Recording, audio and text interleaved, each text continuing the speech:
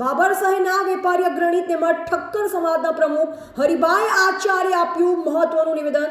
અમને ઓગળ જિલ્લો બને એમાં કોઈ વિરોધ નથી। જો સરકાર ઓગળ જિલ્લો બનાવતી હોય તો ભાભરમાં તાલુકાનો ઓગળ જિલ્લામાં સમાવેશ કરે તો મને કોઈ વિરોધ નથી। જો ઓગળ જિલ્લો ન બને તો અમારે થરાદ જિલ્લો બરાબર છે, અમારે બનાસકાંઠા જિલ્લામાં નથી જવું। હરિભાઈ આચાર્યએ શું આપ્યું નિવેદન? બનાસકાંઠા જિલ્લાને વિભાજનને લઈને ભાભરમાંથી પણ એવી વાત આવી છે કે ઓગળ જિલ્લામાં ભાભરને સમાવેશ કરવામાં આવે, નગર બનાસકાંઠામાં સમાવેશ કરવામાં આવે।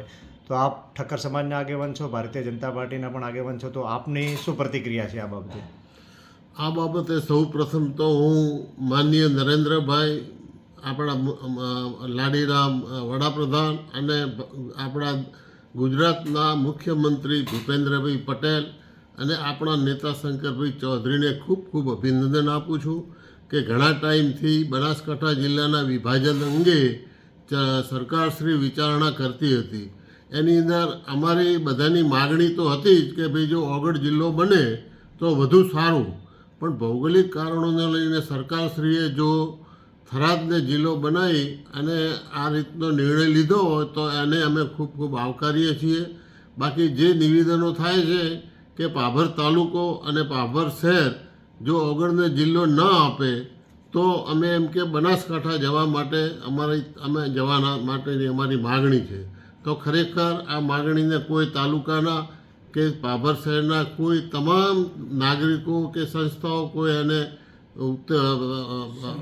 આવકારતું નથી અને એને અમે થરાદ જિલ્લો બન્યો છે એને પૂરેપૂરો આવકારીએ છીએ। વધુમાં જે ભાભર શહેર અને ભાભર તાલુકો હર હંમેશ સરકાર સાથે છે અને જે કંઈ વિકાસના કામોમાં અમારી થોડી ઘણી નેતાગીરી ઢીલી છે, પરંતુ અમારા નેતા તરીકે જે શંકરભાઈ છે અને જે રજૂઆતો અમે કરીએ છીએ એ રજૂઆતો સાંભળી અને અમને પૂરેપૂરો સંતોષ આપે છે। તો અમારી જીઆઈડીસીની અને દવાખાનાની અને આવી 2-4-5 માગણીઓ છે એમાં પણ સરકાર સંતોષકારક પૂરો નિર્ણય લઈ અને આવકારે એના માટે પણ અમારી રજૂઆત છે। બાકી તો જિલ્લા બાબતે પૂરેપૂરો અમારો સાથ સહકાર ભાભર તાલુકાનો અને ભાભરનો શહેરનો છે। ઓગળ જિલ્લો બને તો એને અમે આવકારશું અને અમે જવા માટે પણ ખુશી છીએ, પરંતુ ન બને તો અમારે થરાદ છે એ બરાબર છે, એના માટે તમામે તમામ લોકો આની સાથે છે।